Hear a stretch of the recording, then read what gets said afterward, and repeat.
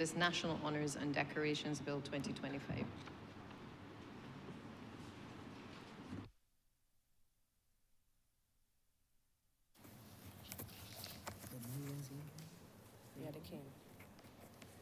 Statements by ministers, congratulatory and/or obituary speeches, personal explanations, motions for leave of absence, or replies to questions, notices of motions for the adjournment of the House on matters of urgent public importance, orders of the day. Honourable Leader of Government Business. Mr. Speaker, I beg to move the suspension of standing orders 6, 16, 18, 20, 42, subsection 5, 43, and 44 for the remainder of the day's sitting. Question is that the aforementioned standing orders be suspended for the remainder of the day's sitting. All those honourable members in favour, please say aye. Those against, please say no. Methinks the ayes have it. The aforementioned standing orders are hereby suspended for the remainder of the day's sitting. Government business. Go ahead. Honourable Leader of Government Business. Mr. Speaker, I beg to move that the following bills be withdrawn and replaced in the following order. Order number 2, the Stormwater Management Bill 2024 be withdrawn and substituted by the Stormwater Management Bill 2025, dated the 31st of March 2025. Also, order number 10, the Integrated Coastal and Marine Management Bill to be withdrawn and substituted by the Integrated Coastal and Marine Management Bill, dated 3rd of April 2025, and also to withdraw order number 11, the Barbados National Honours and Decorations Amendment Bill 2025, and substitute this bill with the same title, dated 21st of April 2025. The replacement bills were given notice of earlier and read a first time, Mr. Speaker. In addition, I would wish to withdraw, not substitute, but withdraw order number 12, the Insurance Amendment Bill 2025. The question is that orders number 2, 10, 11, and 12 be accordingly withdrawn. All those honourable members in favour, please say aye. Those against, please say no. Methinks the ayes have it. Orders number 2, 10, 11, and 12 are thereby withdrawn.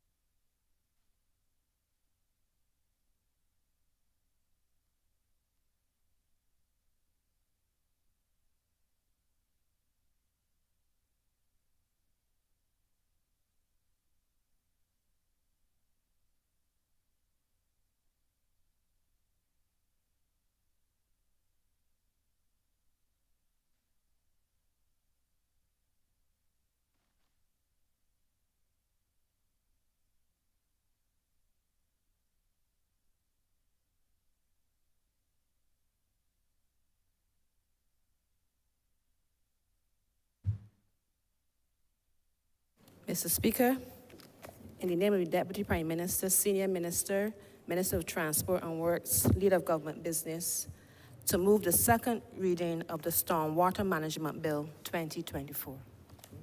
Honourable Leader of Government Business. Thank you, Mr. Speaker. I rise this morning to introduce the Stormwater Management Bill, which is a bill that will repeal and replace what is currently on the statute books as the Prevention of Floods Act, Cap 235 of the laws of Barbados. Now, the Prevention of Floods legislation was first enacted back in 1951. And as the name implies, it would have focused on preventing floods. I think that's a fairly logical conclusion. It has been amended on about 5 occasions to date. And the last time it was amended was in 1998. We had some major changes back in 1996 when the former representative for St. Andrew, who was at the time the then Minister of Public Works, Transport and Housing, would have been leading the ministry. He would have brought certain amendments to that piece of legislation arising out of, I believe, what is known to many Barbadians as the Western floods in St. James, which resulted in the loss of life of a very popular Calypsonian in this island called the mighty Karoo. The view at the time was that there were certain lands for which a developer had been blocking a watercourse, and as a consequence of those actions, it caused damage to the adjoining lands. It resulted in almost 12,000 cubic meters of water being impounded across the areas surrounding the obstruction, and resulted in significant damage to a number of homes and indeed the loss of life of the mighty Karoo.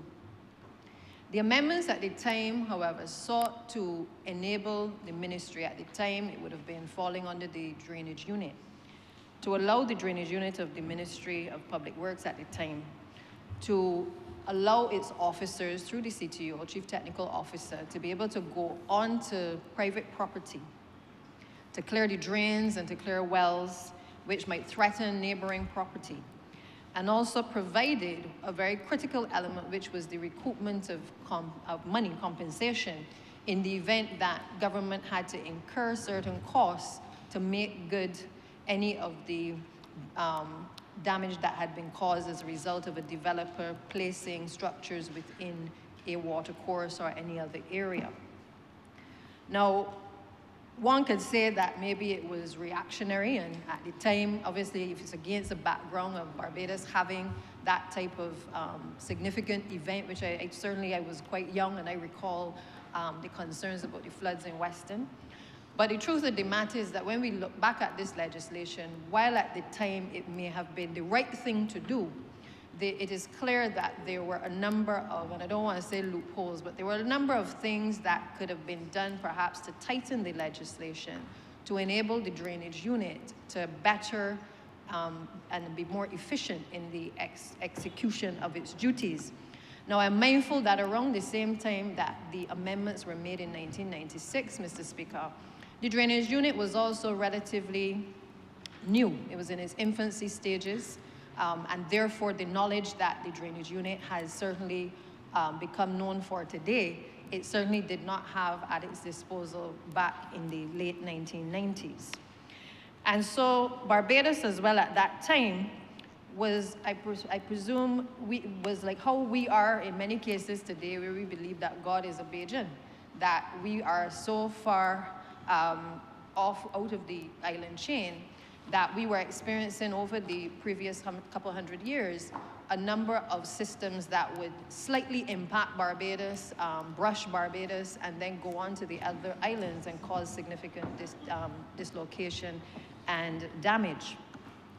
And obviously at the time, I think the last system probably was back in 1949, prior to the passage of the Prevention of Floods legislation, which really resulted in about 10 inches of rain across a number of the rural parishes, which by today's standard, obviously we are seeing significantly large numbers of water being dumped across the country when we have even the briefest period of rain across the island. So this piece of legislation, the Prevention of Floods Act, was primarily concerned more with flood prevention. This particular bill that I'm introducing today adopts a more comprehensive approach towards stormwater management. And it recognizes that stormwater management is an essential component of overall water resource management. It recognizes that you have to incorporate the elements of mitigation and adaptive response strategies as well if you're going to get serious about dealing with storm water. The fact that climate change is no longer a distant threat is also another compelling reason for us being able to revisit this legislation and to make a determination that we need to move in a different direction if we are going to be ready for any eventuality, and certainly to be able to share the burden of responsibilities under legislation. Climate change has been significantly influencing stormwater management because it alters the weather patterns, it increases the occurrence of weather and extreme events, and it is obviously exacerbating existing challenges. I can tell you, Mr. Speaker, that I am sure if every member in this chamber were to speak today, he or she will speak to long-standing matters in the drainage unit that they have complained about, where infrastructure has not been fixed, where they have experienced blockages in relation to persons encroaching in areas where there are water courses or even within our gullies, and simply that the flow of water is in many cases being obstructed because other people have done things that have caused that obstruction, which then creates another problem for people within the various communities. I am sure that if time permits and each one of them stands in this chamber to speak, they will also tell a tale of a lot of the infrastructure being broken, which would allow us to be able to get the water off of the roads quickly. And they will also tell the tale of having severe challenges in being able to remove debris in their communities, which again, when we think about the plastics and stuff that make its way into the drains, we can appreciate why there is severe flooding sometimes, not just in a particular community, but also starting upstream, which results in the flooding of areas downstream as well. A lot of these factors have therefore led for us to have a further look at updating our infrastructure, making sure that our culverts and our sidewalks and stuff can hold the water in terms of the runoff, and to also look at revising the current legislation that is before us. The fact is that the current legislation and the infrastructure are both outdated, and they would have been based on old and outdated climate models. Consequently, it means, therefore, that the new laws and this particular storm management bill is needed to address these critical areas and to ensure that we're able to integrate floodplain management, address the issues of pollution control, and obviously allow ourselves to be able to have a governance structure that allows the entities tasked with carrying out these important functions of overseeing stormwater to be able to do so with the teeth that is required by law. I therefore want, before I start to introduce the bill though, to mention as well that a number of challenges would have existed under the current legislation. The fact that the Prevention of Floods bill relies heavily on flood control measures in response to flood disasters has meant that obviously we have not been able to respond in the way that we would want to. The Act at the time was based on an approach which was used coming out of a report in 1973 by Evan Wallace on the South and West Coast stormwater drainage, which would have indicated that that approach was more focused in the legislation on the use of structural measures for flood prevention. Put simply, the focus was more on the construction or the enlargement of drains, of culverts, of our roadways, and a heavy reliance back then on our suck wells. So that piece of legislation, the Prevention of Floods, was really focused on what was the available information at the time. Build larger drains, extend the culverts more so that the water could flow heavily, but it did not take into account all the other myriad of issues that obviously require us to be more preventative in our approach to having to then have to deal with the issues of flooding.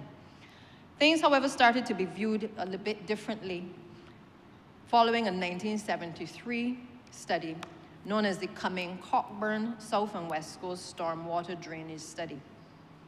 The study, for the first time in this country, adopted a flood risk management approach, and it's also recommended modifications to strengthen the ability to rectify drainage problems. It required that there be certain prohibited areas for building. It also placed prohibitions on persons from dumping, as well as the retention of quarries and detention reservoirs for flood control works. So again, the focus in that study was on a more comprehensive, integrated approach to water resource management. The input for this current bill was then influenced by that study, as well as the 2018 drainage study entitled Adaptation Measures to Counter the Effects of Climate Change, also known as AMSEC. This study undertook an integrated approach to flood resilience and water resource management. And it also combined the findings of the Coastal Assessment and Risk Management Plan and the Gully Ecosystem Management Study of 2005. These studies recommended alternatives for flood mitigation, including improving the culverts, as well as adopting best management practices, and also having low-impact development approaches. The impetus for this new law that we are going to discuss today was also driven by the World Meteorological Organization's model of what is known as the integrated flood management.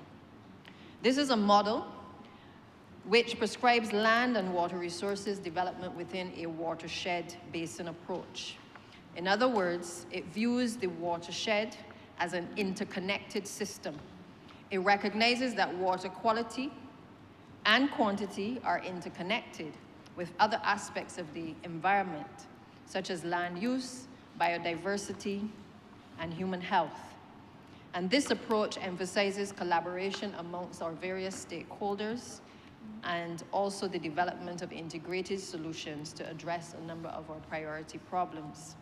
So while the Drainage Division plans on a daily basis and carries out activities in accordance with the integrated flood management model, the law, however, governing them, which is the Prevention of Floods Act currently, however, is silent on that integrated approach. And therefore, taking all of that into account, the fact that we have moved away from more of a structural approach to being able to now look at a more of a flood management approach, how do we deal with stormwater management before these incidences take place? This is the reason why the Drainage Unit would have started the review of the challenges that it was facing with the existing legislation and would have identified about 59 challenges that they encounter on a daily basis which impact the flow of stormwater across the island. In 2021, the ministry would have begun the process of requesting amendments to be done to the existing legislation. But certainly by the time we started to review it later, we realized that it could not simply be minor amendments to definitions or minor amendments to particular sections of the legislation that was required. But in truth and in fact, an entirely new approach needed to be taken, which sought to clarify and make it certainly simpler to understand for the ordinary Barbadian, as well as our developers and anyone picking up the legislation, trying to understand what their rights and responsibilities would be. So, Mr. Speaker, as I begin to introduce this bill, I am mindful that the name of the bill may not be clearly understood by some. Stormwater isn't just water pelting down in a storm, as some may view it. I'm sure many persons listening might say, what is it that we're debating in the Parliament today, talking about stormwater? I think perhaps the first reaction is that, you know, in a storm there's water, so how are we managing the water from a storm? But when we speak of stormwater, it is actually the rain that runs off the roofs of our houses, of our offices, office structures.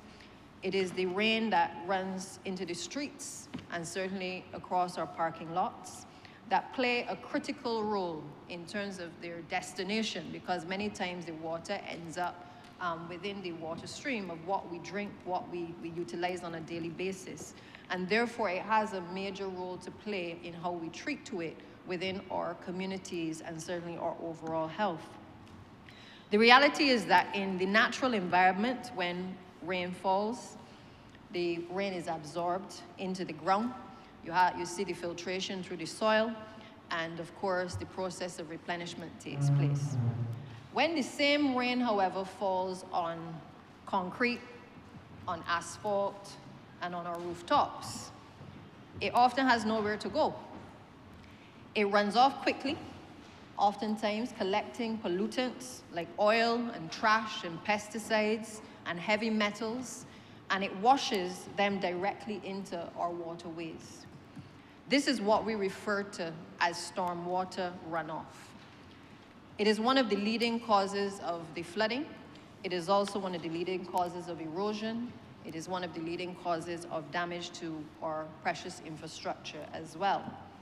And all of this ends up costing us millions of dollars each year. And therefore, what we are about to discuss by this new piece of legislation is how do we solve this problem. Before I begin as well, I want to point out that I had the opportunity to read the debate from when the amendments were made by the previous member for St. Andrew in this place to the current legislation.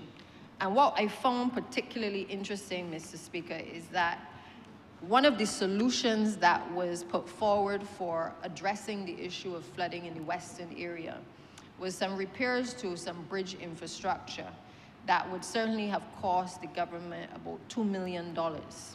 And one of the points that was made in that debate is really that it is important for us to be able to be more proactive in how we deal with this issue of flooding. Because if it is going to cost us $2 million and perhaps loss of life as a result of not taking the precautionary steps, then perhaps we need to pause and make sure that we have the legislation tightened to ensure that the officers who are tasked with the responsibility on a daily basis of inspecting infrastructure, of authorizing in both drainage and also in the planning unit, that they have specific guidelines that they must follow.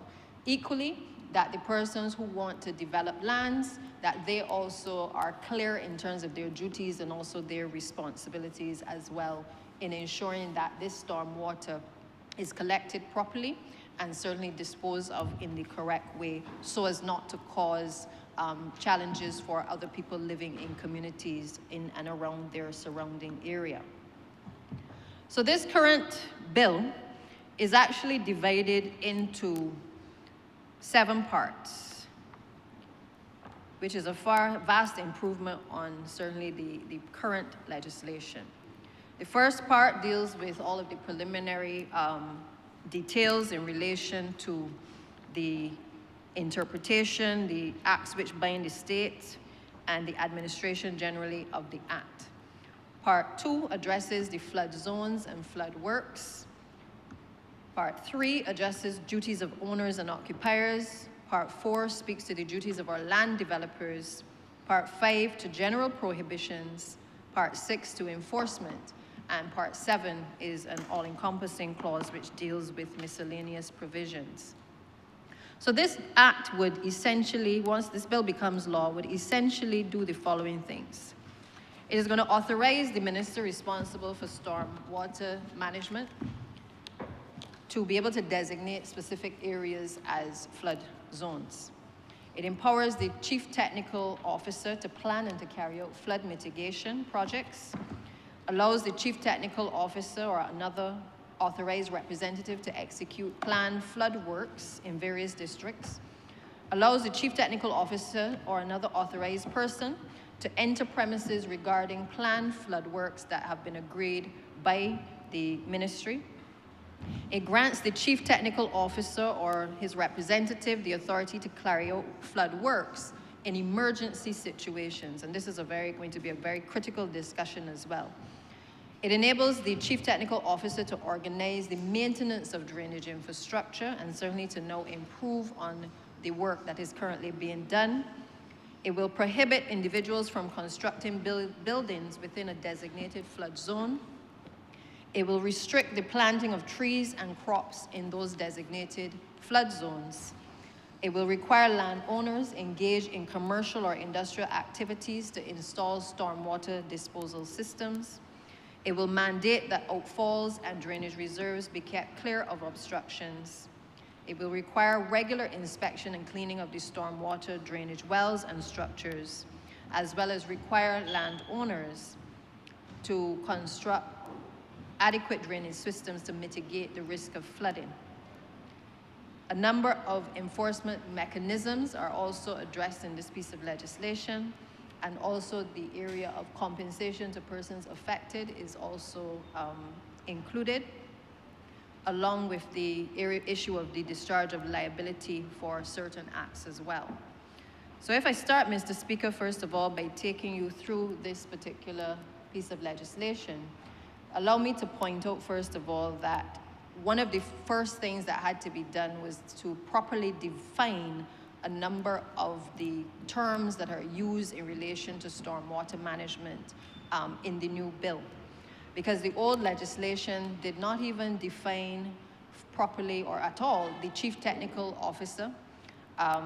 It did not address properly the ministry responsible in terms of, at the time, it was the minister responsible for communications. In this piece of legislation, you will see that it is now focused on the minister responsible for stormwater management. It makes clear the responsibilities within the legislation that the various parties are obviously responsible for. But at the crux of it is now an intention, rather, to be able to designate an area as a flood zone, because this we see as being able to allow people to kind of know if they're going to build, whether as a developer or otherwise, whether a particular area is indeed prone to flooding. So the definition of flood zone is also captured in the legislation as well, which basically is an area that has been declared under Section 5 to be an area where there is significant risk of flooding. This provision at Section 5 grants the minister, in consultation, and this is critical because I know in other debates we've heard that the minister has too much power, but I want to make it clear that in this particular legislation, the minister grants is after consultation with the chief technical officer, and obviously on the recommendation of the chief technical officer, essentially declares an area to be a flood zone. The minister is also required to now present a map which shows the proposed flood zone to both houses of parliament. So essentially, we will lay that here. We will also lay that in the Senate as well. The previous act provided no definition of a flood zone, but instead defined a flood area as an area declared by the minister to be a flood area. So what we found is that the terminology in the previous legislation was a bit complicated, not very clear, not properly defined, and we sought to be able to bring some level of clarity to this existing piece of legislation. While some of the definitions, though, have been retained, you will see a number of them retained for the purposes of this bill, there is now obviously a more expansive list of definitions that now exist. We've recognized the role of the Director of Planning and Development. The terminology for watershed has also been defined. Specifically, the terminology as to who constitutes a land developer has also been clearly articulated as well. We've defined the terminology for a highway, flood zone, what is a flood, and also what would be defined as a flood works plan as well. If I take you, Mr. Speaker, then to Section 6 of the new bill, it empowers the Chief Technical Officer to plan flood mitigation projects. This was really formerly Section 3 of the old Prevention of Floods Act. And this section requires the Chief Technical Officer to really proactively plan flood management initiatives for the minister's approval. These plans are critical, obviously, for ensuring the public safety, for environmental protection, and to ensure long-term resilience against increasing climate risk. Under the old law, the CTO was required from time to time to prepare plans for the approval of the minister for the execution of flood works in the flood area. Those plans would reflect the limits of the flood area. They would have reflected the line level and the type of floods which were, in the opinion of the CTO, necessary for protecting persons and premises from floods and inundations of water. Notice of the approved plan would then be given to any persons whose land, whose premises, plants, trees, or crops might be affected by the flood works.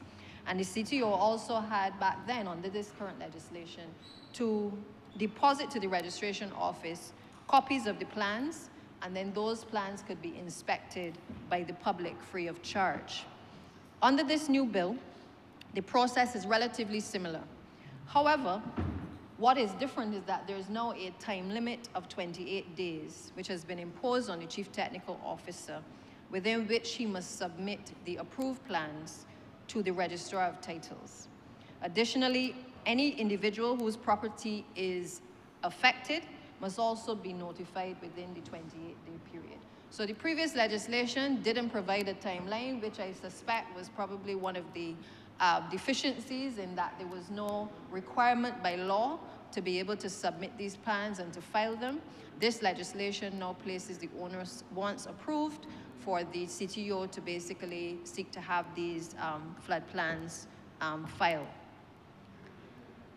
Section 7, which was been formerly Section 4 under the old legislation, this empowers the Chief Technical Officer or an authorized representative to carry out the planned flood works. And they have to provide notice to the owner or the occupier of the premises affected by the flood works at least 14 days prior to commencement of the work. Under the previous Prevention of Floods legislation, while it recognized the CTO as the officer with responsibility for executing the functions under the Act, it did not recognize that the CTO often delegates these functions to his authorized representatives, namely the officers who exist within the drainage division. And therefore, as you know, as bright lawyer will argue that the officers ain't got no right to be doing enforcement under the legislation. So again, we had to seek to clarify that it is not just the CTO on his direction, but also any authorized representative of the CTO, which would encompass all of the officers that carry out effectively the functions within the current drainage unit, or any other person authorized by the CTO to give effect to the legislation on the CTO's behalf. The bill, as I said earlier, also defines the CTO as the CTO in the ministry responsible for public works. Again, previously, there was no definition of Chief Technical Officer. The requirement to give notice to owners and occupiers of premises is also new. And again, you will see this as a common vein throughout this piece of new legislation, whereby we recognize that while, and we'll come to the issue of emergency works, while in an emergency, the ministry has to act quickly. Equally, there are times where if you have planned the works, you can give notice to the individual homeowners or persons within the general neighborhood that work is going to be effected on a particular date, or that access is required to be granted. So it allows for, I would hope, a lessening of tension sometimes, which I think has sometimes existed, where the officers may require to enter premises, or they're seen at somebody's premises, but there's really no formal notice being given to them, maybe apart from currently our communications unit actually giving notice online and in social media that works are ongoing by the drainage unit in a particular area. So this seeks to address that concern that I believe has been expressed over and over again. At Section 8, which would have been formerly Section 5, this provision allows the Chief Technical Officer or an authorized representative to enter premises after giving 48 hours notice to the owner or occupier. And this entry is specified in the bill for specific purposes, one of which is undertaking necessary work for the preparation of flood plans. So essentially, you know that you've got your flood plan, but you need to make sure that you go in and you have a clear schedule as to what you are going to do in the next few weeks leading up to the execution of those works. It would also allow for the estimation and preparation of flood works to be executed. So again, the officers will be able to go in, make the necessary assessments as to what needs to be done, and certainly be able to prepare their plans, prepare their costings with a view to being able to execute the works. Sometimes you need to gain entry as well, because if the work is going to be outsourced, somebody externally may have to come to the site and to be able to view the scope of the works and submit a quotation for the works to be done. And of course, the other reason for giving the 48 hours notice to the owner or occupier would be where they are evaluating the compensation to be paid to the owner of the premises in connection with the work. So again, there may be some costs that are incurred which need to be addressed up front so that we know what the cost of going in is going to be in terms of executing the works, and therefore they need to be able to gain entry to the premises in order to be able to do so. And then finally, the final one will be to execute the flood works in the actual flood works plan. So there are really no significant changes in this section. However, it addresses the issue of notice required for the preparatory work to be done by the Chief Technical Officer and his or her representatives to be done in order to be able to execute the flood works. The next section that I would wish to point out would be Section 9, which is the one that gives the Chief Technical Officer the power to enter premises without prior notice in order to execute flood works, where, and it is very clear, where there's an imminent danger of flooding. So essentially where this is to carry out emergency works. This is to prevent flooding, it is to mitigate the risk of flooding, or to facilitate the drainage of water. And from time to time, when we know that there is a system pending, oftentimes because obstructions may have been brought to the attention of the drainage unit, it becomes important for the officers to have to go into the field and clear certain areas. And therefore, this allows for us to minimize, in many cases, the risk of flooding in several communities. As it relates to Section 10, this enables the Chief Technical Officer to proactively plan the maintenance of drainage infrastructure, and it requires the officer to provide the owner or occupier of the affected land with at least 14 days notice before starting any maintenance work. Now, this is actually a new section. It recognizes, again, the importance of giving notice to owners and occupiers of land that works are being carried out by the drainage unit. And as I said earlier, currently our communications team would usually issue wider notices informing persons that work is happening in a particular area. But the very specific notice will now have a particular form in which that is communicated to residents so that they are aware that drainage infrastructure maintenance is actually taking place within their community. Section 11 speaks to the issue of building in a flood zone without permission. And this as well is a very new section. This prohibits anyone from erecting a structure in a flood zone without obtaining written permission from the minister. However, the Director of Planning and Development, in consultation with the Chief Technical Officer, has the authority to grant permission for construction in a flood zone. However, such permission will be subject to specific and essential terms and conditions to ensure safety and compliance. So essentially, there's a major prohibition on being able to erect a structure in a flood zone, but there may be circumstances which are brought to the attention of the relevant parties, which may require that a permission is granted. That permission will only be granted on certain terms and conditions. And that is done, obviously, through the Director of Planning and Development, as well as with consultation with the Chief Technical Officer. A person who contravenes this section is guilty of an offense under the new legislation and is liable on summary conviction to a fine of $20,000. Now, you will see throughout the course of this legislation some hefty fines being applied, and I'll take a minute to just speak to that for a moment.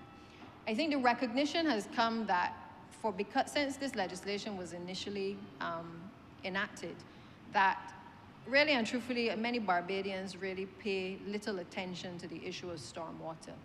And the feeling in the drainage unit, given all of the challenges that it encounters with its officers in the field, felt that in order to send a very strong message of how serious we are in terms of whether it's obstructions or obstructions which create offenses, that we needed to ensure that the penalties were stiff penalties that would send a message that we are now serious about our infrastructure, we're serious about our drainage, we're serious about the drainage unit being able to execute its duties effectively. And therefore, this particular provision, if you erect a structure in a flood area without permission, attracts a penalty of a fine up to $20,000 on summary conviction.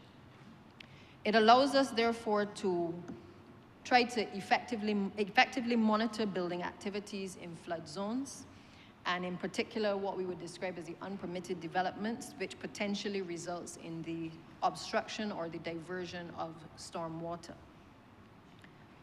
Part 3 of the new bill speaks to the duties of owners and occupiers. And as I go through each of these, I'm sure that, again, there will be familiarity with many of my colleagues who have constituencies where these issues have arisen. We've had situations where persons have been planting trees and crops within our water courses, and in particular in areas that will be designated as flood zones. There are areas that are known for flooding, and you have situations where people have encroached in those areas and blocked the flow of water that would ordinarily run off and not impact communities. But you have situations where this has become a major issue, and the diversion of that water into other areas often creates problems for several households and communities in the surrounding area. Now, this section restricts an owner whose land is in a flood zone area from the planting, growing, and cultivation of any trees, crops, or other plants that is likely to prevent or may impede the free movement of water. And this also attracts a fine on summary conviction of $20,000. This provision is obviously necessary because, as I said, we've seen the planting of the trees, we've seen the shrubs, we've seen, in some cases, people extend their properties, and we see this a lot in the rural areas. They extend their properties in what would be considered, I guess, open space, and they take in the lands next to them, which then creates problems in terms of not only drainage being able to access the area, but certainly for them to be able to clean the area to allow the free flow of water. It also impacts on neighbors sometimes downstream, if they're upstream, because you find that the water is then blocked off, and it impacts, oftentimes on the communities in the surrounding area. Section 13 is also a new section which targets more so landowners who are engaged in commercial or industrial activities, and it seeks to have them install the stormwater disposal systems. Landowners utilizing their property for residential purposes, excluding as a dwelling, must take proactive measures to now install and maintain an effective stormwater disposal system on their premises. And a person who contravenes this provision is also guilty on summary conviction to a fine of $20,000. This section imposes a responsibility on owners to install these systems for properties, for instance, used as apartments, condominiums, as well as commercial or industrial. It is not targeted at the ordinary residential use. We're talking about where you have, as a developer or a homeowner, you have erected a structure which has several apartments inside of it, and as a consequence, there is improper drainage of our storm water. This is intended at those types of developments. In many cases, without the proper stormwater drainage systems, the reality is that these properties contribute a high percentage of runoff into the flow of the public roads, and it results in flooding on our highways. This is also intended to reduce the reliance on the government's highway drainage systems to dispose of runoff, because we find that a lot of times, instead of installing proper disposal systems on lands that are in these types of uses, you find that people try to adjust the flow of water to be able to send it onto the highways and onto the roads, as opposed to being able to either capture it or to be able to use the correct materials in order to be able to allow the water to seep underground. So this is intended to, again, place in the minds of those persons who are in the process of developing, and I know that planning will no doubt insist on this as well, to make sure that we take these approaches proactively. Obviously, for the people who already have done this, I would hope that they would be encouraged to make the transition, because this is a very serious discussion that we're having in terms of everybody's responsibility. It's not any one person's responsibility to deal with stormwater. It is all of our responsibility. And so I would want to encourage them, certainly, to take a look at the legislation and certainly try to ensure that they have the stormwater disposal systems in place on their particular sites. At section 14, which again is a new section, We've mandated that outfalls and drainage reserves be kept clear of obstructions. Coastal outfalls often become blocked due to seasonal formation of sand berms or other obstructions. This provision requires an owner or occupier of land to keep the outfalls and the drainage reserves clear from obstruction and to maintain the efficiency, the safety, and environmental integrity of the drainage system. It seeks to reduce the incidences of the blocked outfalls and drainage reserves. And it doesn't take away from the works that the ministry has to do, but in many cases, we recognize that it is very difficult sometimes for us to gain access to some of these outfalls and drainage reserves. In many instances, the drainage department complains of blocked vehicles over the infrastructure. Sometimes people store materials in the area where the excavators and the bobcats have to gain access to. Sometimes you have even the practice of our contractors as well, depositing bulky waste. Instead of taking it to the appropriate sites for disposal, it sometimes is easier to just drop it alongside the road and go along with the business because they're trying to make $1. And therefore, this section is intended to ensure that we keep these areas clear, but also to create an offense for persons who disobey this section or act contrary to this section, and to also have those persons recognize that this is an offense, which is also punishable on summary conviction to a fine of $20,000. At section 15, again, another new section. This will require regular inspection and cleaning of the stormwater drainage wells and the structures.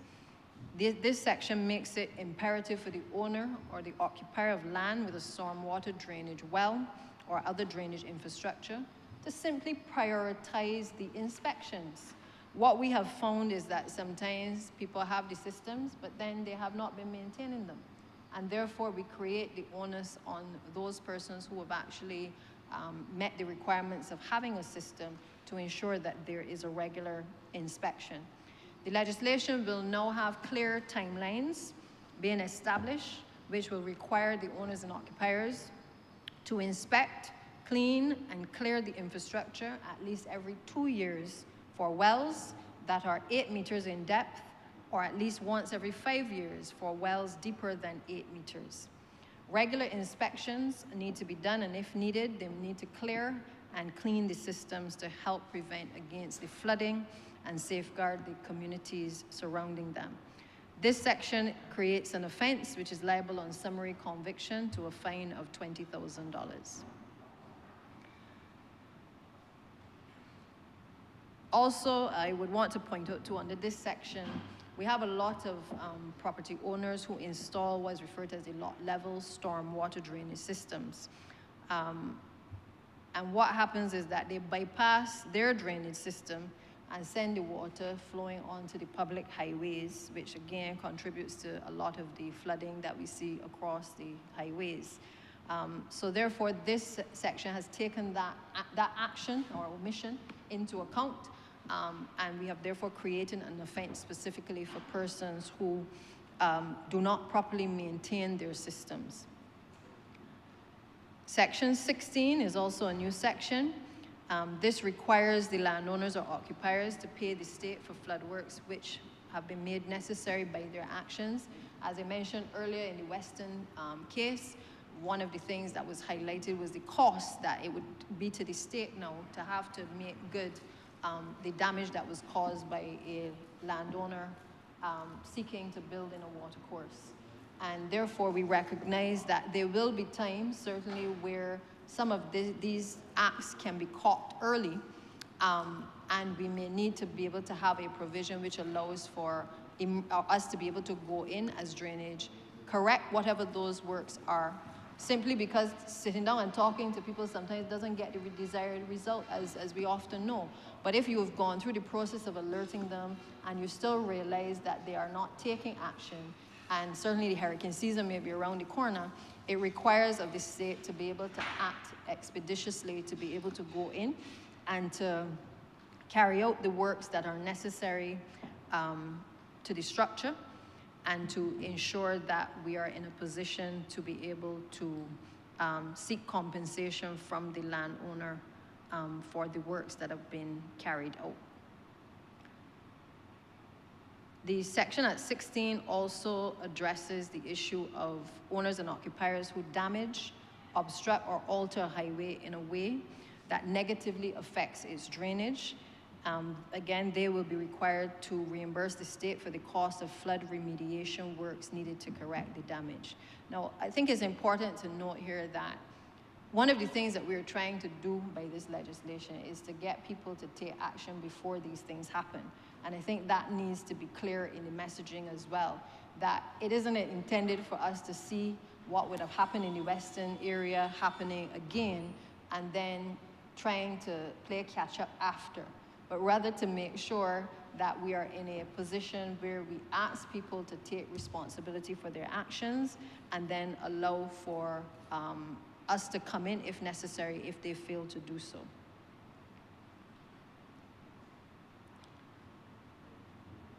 Now, part 4 of the new bill speaks to the duties of our land developers. And certainly on coming to this ministry, this has been perhaps one of the biggest challenges, but one of the things that I found very difficult to grasp in the initial stages as to why areas like the Goodland Gardens development and others that I think I'd heard about from when certainly my father was a minister was still on the cards for this administration in 2024-25 to have to address. And in discussion with the seniors in the ministry, it became clear that while permissions are often granted by the then planning department, in many cases, what has happened is that the enforcement mechanisms after to ensure that certain things are done by the developer often has not been what we have focused a lot on. So many times the permissions are granted, but there's nobody necessarily checking behind the developers to make sure that certain things have been completed in accordance with the permission that has been given. We've seen it as well, not just in Goodland Gardens, but we saw it in Atlantic Park as well. The Honourable member who represents that constituency has constantly been on my case since taking office to address the issues in Atlantic Park. And we've seen it in other developments across the country. Now, this is not a finger-pointing exercise. These are the plain cold facts. Because I've sat in many parish speaks and heard, residents speak across the length and breadth of the country about these types of developments.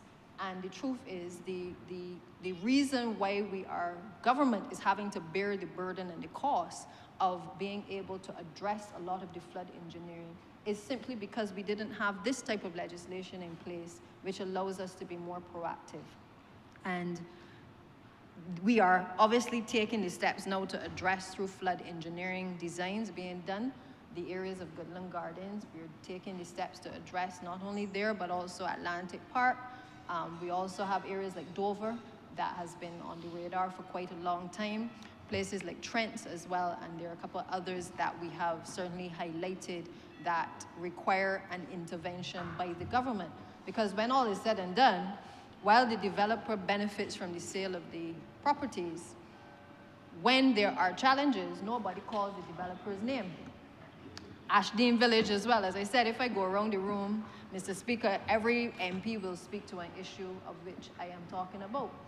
So we point the finger at government, we point the finger at the drainage unit. But what we fail to realize is sometimes without the tightening of the legislation and the resources obviously adequately there to oversee the legislation, that this is where, in a sense, sometimes developers have just gotten away with murder. Our responsibility as a government is to not only listen to our public, but to find ways in which to ensure that these types of cases do not become the norm, and rather that they become the exception or that they don't happen at all. But there are too many instances, certainly since I have become minister, that I recognize that these developments have become of great concern and great cost to government in terms of our intervention. Had we had perhaps the flood works plans, or we had the flood plans from the developers in the early stages, or the studies being done, as is now envisaged by this piece of legislation, perhaps we may have been able to have a more coordinated approach and more terms and conditions being attached to the permission. But without those things, really we have seen developments gallop along with, in some cases, insufficient drainage systems, and obviously new developments created which have impacted on those developments. And that, of course, in particular, makes it very difficult to be able to recoup costs from a developer. So I just want to place that there because I know that that has been a long-standing concern that we've been having to address.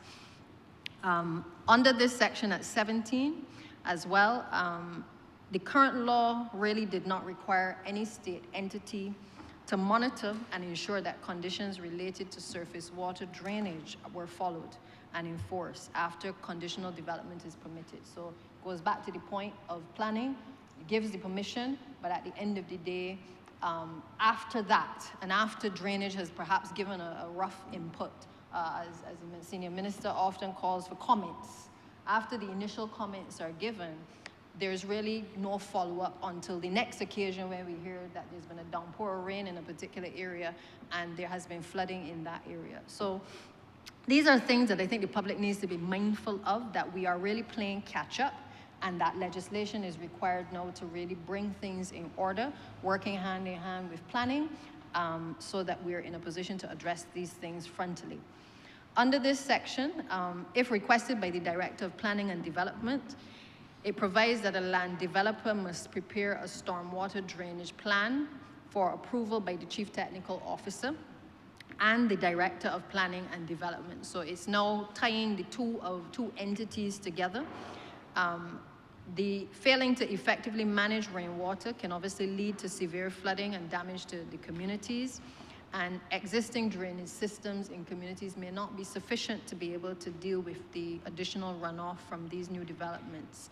So essentially, the land developers have a duty to now demonstrate how they will mitigate the impact of not only their development, but also by doing and carrying out the studies to make sure that it is clear how other areas may impact on their own community as well that they're developing. I don't have to remind members and certainly the public that sometimes the heavy rains, when left without being able to run off properly, that in many cases this creates breeding grounds for a lot of vermin, mosquitoes, and certainly pests. And that obviously has another public health issue that is of concern to us as well. So it is not in any of our interests to allow for flooding to take place, never mind to allow the water not to be pumped off as quickly as possible. For the first time, the section at section 17 actually provides a detailed checklist of the items that are to be included in a stormwater drainage plan from a developer. And it speaks to a few things. I'll just highlight a couple of them. Effective plans have to contain not just the name and location of the proposed development, it must also contain a map or a plan outlining the watershed in respect of the proposed development and indicating the estimated amount of water which is expected as runoff in the proposed development.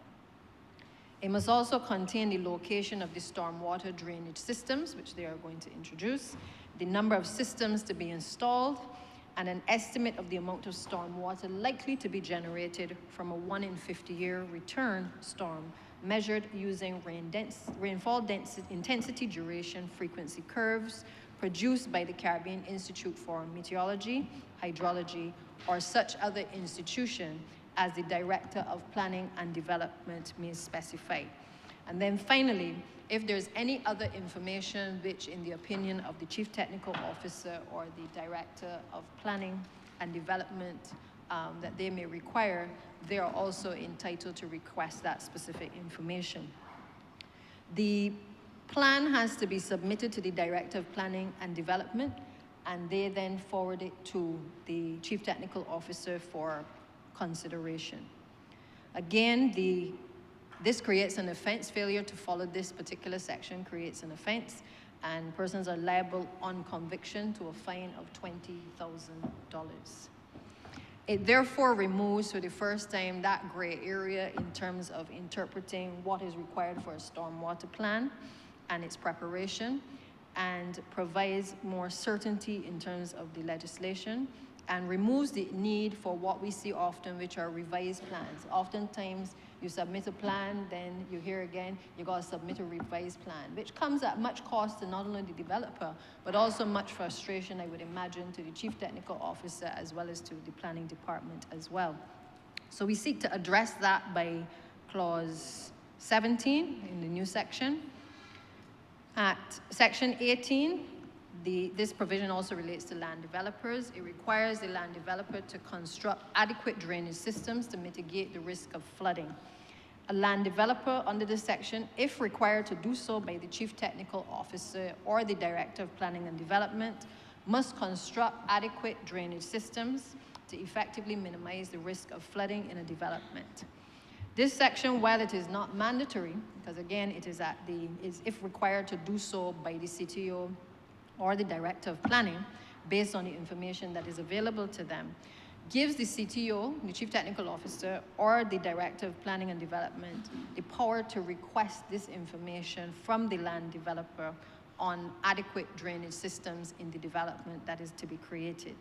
And over the years, what we have seen is that some of the developers have installed inefficient drainage systems, and some have also built systems which do not conform either to the design layout or to the specifications that obviously planning certainly and the ministry would wish to see done. In effect, this presents the challenges for the team in order to be able to effectively carry out routine maintenance.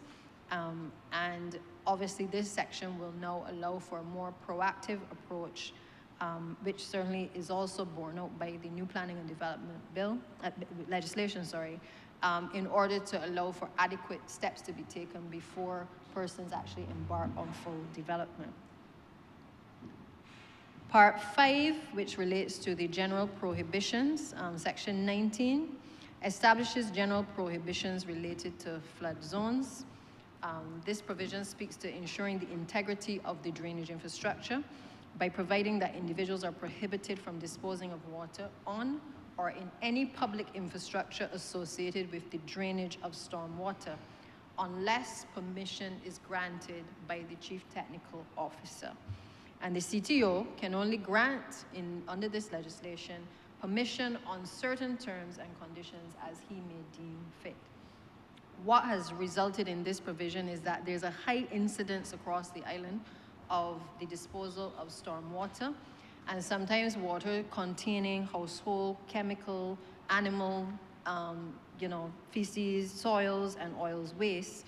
And we recognize that unless we again send a clear message that the disposal of these things into the water system is not correct, that again, we too will be contributing to a lot of the challenges that we face when it relates to flooding in the hurricane season in particular.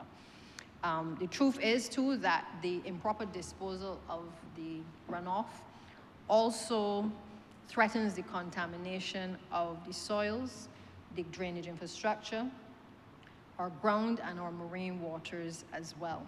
And so we've deemed this as well an area which will create an offense whereby a person will be liable on summary conviction to a fine of $20,000. Section 20 deals with an area which, again, I think every Barbadian can relate to, where we have a serious issue with the disposal of waste.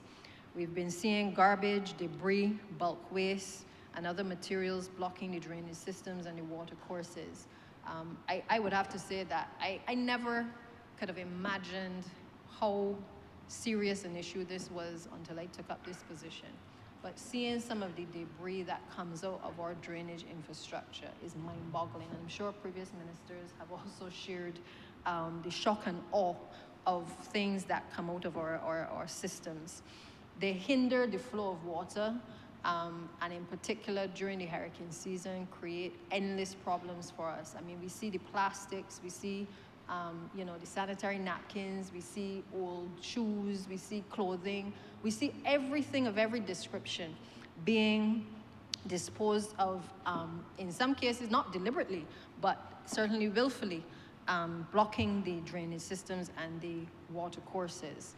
And one of the concerns that we have is that, again, we need to send a clear message that disposing not of the one plastic container when you drop it out through the car window.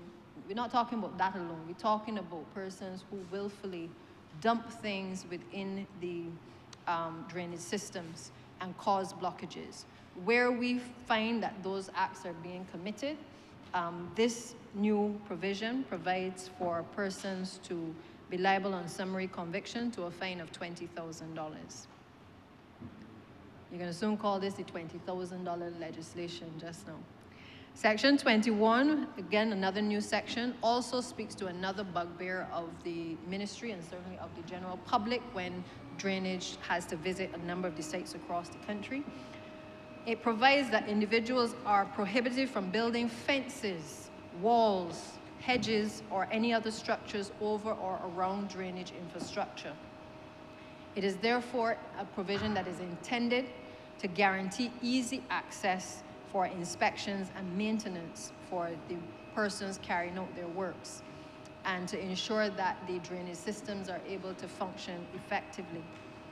We often find that as a result of persons, again, taking in property that is next to them, where they know that there's a system on the land sometimes, and they still take it in because it gives them additional space. We also have found, I know there was one in, I think it was in Atlantic Park that we visited, where the actual guard wall was sat on top of the drainage infrastructure. Now, in order for the ministry to be able to go in through the drainage unit to rectify the issue there, because that apparently was causing a lot of the flooding in the area, it means that notice has to be given to the owner of the property. A time obviously has to be allocated for the visit to the property, but there's going to have to be a cost incurred by government, first of all, if the occupier and the owner of the land doesn't remove it, to remove the guard wall. Because the only way that you can fix the drainage infrastructure is if you remove the offending material. And I'm telling you, we have seen these incidences quite frequently in the course of working with the drainage unit. And it presents a lot of challenges for the staff, especially when they are trying to go about doing their job, but they're often confronted with these types of scenarios where people can see that, you can see it is deliberate in terms of building infrastructure over drainage infrastructure. Now, granted, there may be situations where you didn't know that it was any kind of drainage infrastructure, but I have seen more occasions where it is clear that what persons have built over with their guard walls and their fences is clearly prohibiting access from the people who at the ministry may need to come in and to clean it. And I beg, landowners and certainly occupiers to pay attention to these things, because while you may think that what you're doing is of benefit to you, the truth is that what you do today is also a detriment to other people in the surrounding communities, and sometimes even to yourself when we have these heavy downpours of rain as well. So you can't look at this as if it is only for your benefit, but people must start to realize that their actions also have actions and certainly consequences on other people as well. Section 22 relates to other obstructions of drainage infrastructure, because it has become, this is more like the catch-all provision, because what has happened is that people will place objects over or in drainage infrastructure in a manner which restricts access to the infrastructure. We have found, apart from the garbage and the construction materials, we have also found people have put in concrete drop-ins. We have seen people mixing concrete in and over drainage infrastructure. We've seen people also covering drainage infrastructure with soil because maybe they want to extend their garden bed. But these are all things which, when you do them, has a direct impact on our ability to manage and to mitigate flooding in the country. So this section creates, basically speaks to acts which prevent or restrict or will frustrate the ability of the drainage unit to respond and to carry out routine maintenance activities. Part 6 deals essentially with the powers of entry and inspection for the maintenance of drainage infrastructure. It grants the Chief Technical Officer or an authorized representative the authority to enter premises for the purpose of inspecting and ensuring the maintenance of the infrastructure. If maintenance is required, the CTO or other authorized person must provide a notice detailing the nature of the maintenance needed and the time frame within which the maintenance should be completed. Again, this is critical now going forward, so people know what is being done. They have time to plan their business. Somebody needs to be home while the persons are working. This provision allows for the notice to be given so that persons can get from the drainage unit can carry out their powers effectively. Section 24 provides a power to remove an obstruction in an emergency. This provides the CTO or any other authorized person to move any vehicle or any other thing which restricts access to an area where an emergency exists. It also provides that the owner will be liable for all costs associated with the removal of the obstruction. Again, we have found that during the day, in particular, when the officers are out, you find a lot of vehicles parked over the infrastructure, which again impedes our drainage workers from being able to gain access to do the cleaning. This will now give the CTO the necessary powers to be able to have a swift response, to be able to move, particularly in emergencies. We're not just going to pick up people's vehicles and move them, so people need not get afraid of that. But the intention is simply where we recognize that we need access in an emergency to be able to give the CTO the requisite power to be able to gain access to that particular location. Any person who contravenes this section is guilty of an offense and is liable on summary conviction to a fine of $20,000. The new bill also introduces the payment of a fixed penalty. And this is a new feature, but it is also becoming very common in a lot of the other legislation because we recognize that we don't want to be tying up the court's time with a lot of matters that could be dealt with administratively by the payment of a penalty. So this speaks to the normal way in which we, the officer will obviously fill out a form ensuring that the details with regards to where the person must pay, what the offense is, all of those things are listed on it, and the person is given a specific time within which to pay so that they can avoid a long, protracted process sometimes in the court. It is also taken at section 27 that any certificate which is signed by the clerk of the court will be sufficient evidence for either the payment or the non-payment of the fee, and it will be accepted as taken unless the contrary is proven. Section 28, which would have been formerly section 14, speaks to the obstruction of any of the authorized persons sent in by the Chief Technical Officer. An obstruction being, just like you have an obstruction of an officer in the execution of his duty, we treat to this very seriously because sometimes even with all of the processes being followed, which is notice, you know, a quiet exchange with the landowner or the occupier, sometimes these situations lead to contention. And sometimes people, when they are told that they are doing something wrong, their first reaction is obviously to become very defensive and certainly offensive as well. And therefore, we have a responsibility as well to not only make sure that our officers follow the correct procedures, but also to protect our officers once they have followed the correct procedures by ensuring that anybody who assaults them, who resists them in terms of the execution of their duties, who obstructs, who intimidates or interferes with them, or generally hinders the Chief Technical Officer or the authorized personnel, that person recognizes that that will be punishable with a substantial fine up to $50,000, imprisonment for up to 12 months or possibly both.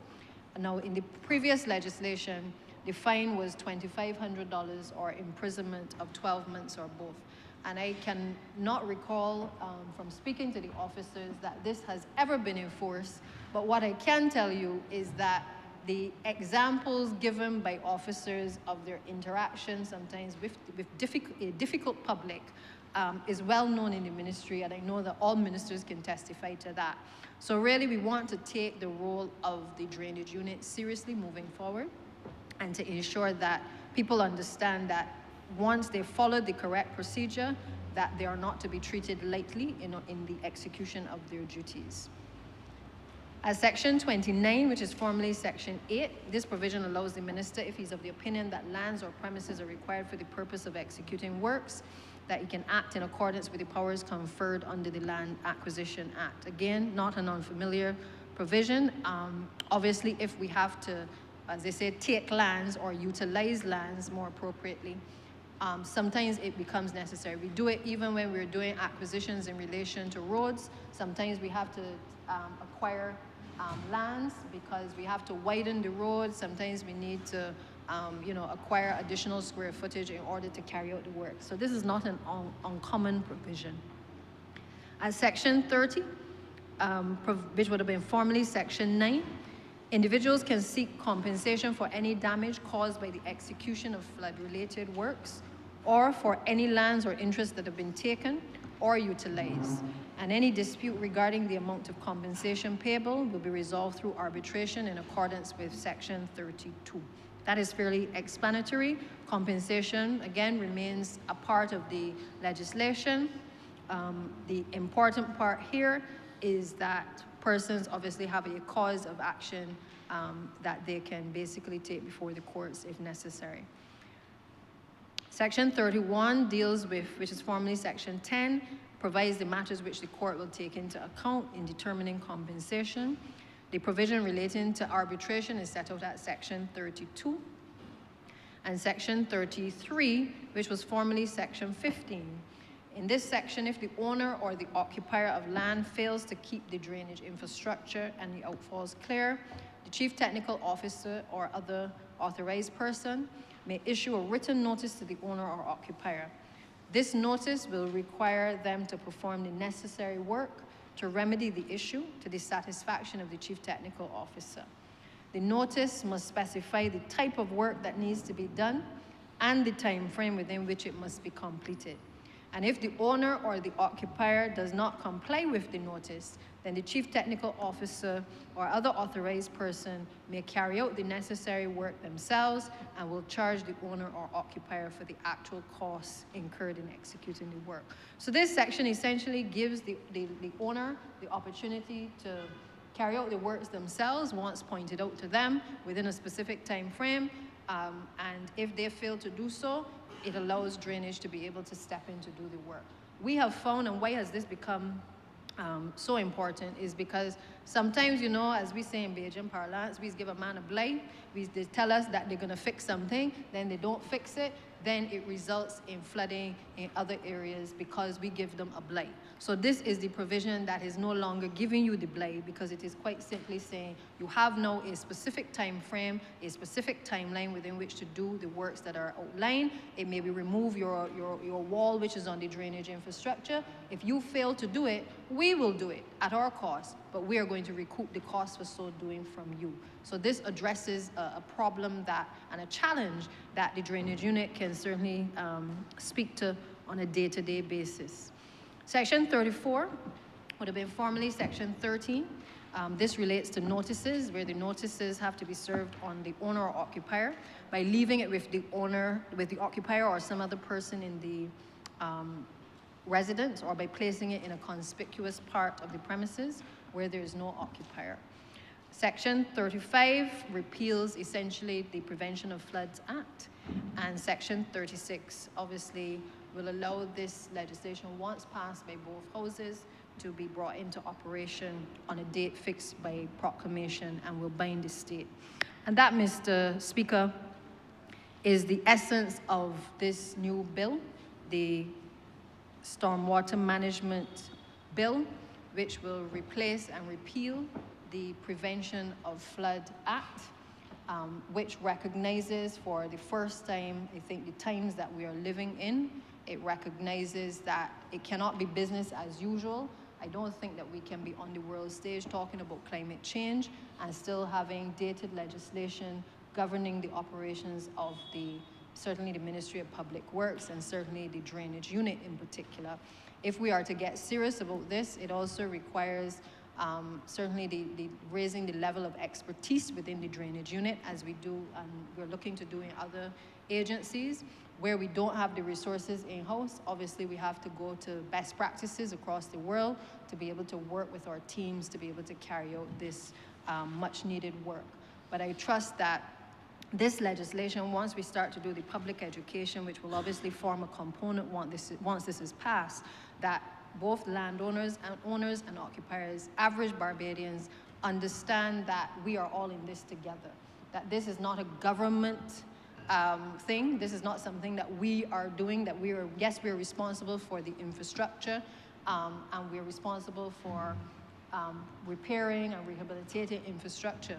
But equally, Barbadians and developers and homeowners also have a responsibility as well to dispose of storm water on their premises, because it has a direct impact on surrounding communities. And I think once we appreciate and understand that this legislation is intended to have a kind of whole of society approach focus, but also more preparatory work being done as opposed to waiting until we have these situations that we have seen in the past occurring, then I think that certainly the legislation will be supported.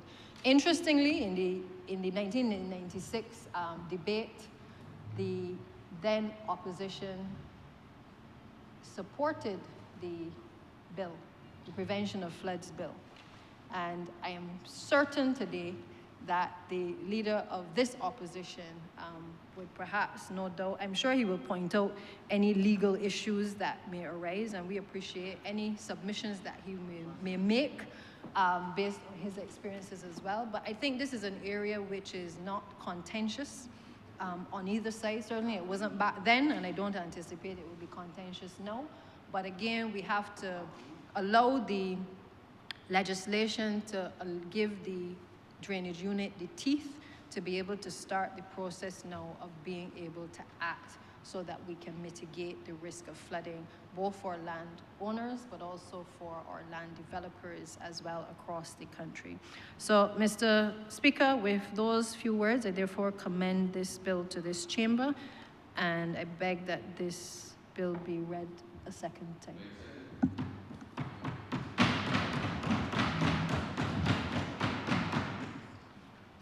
Honourable, brace yourself. I'm obliged to you, Your Honor, and I will accept the invitation of the Honourable Member for St. Michael South East to respond objectively. And while doing so, I would want to commend her very comprehensive traversal of legislation, which the public may think is boring, but it really is not. As the Honourable Member said,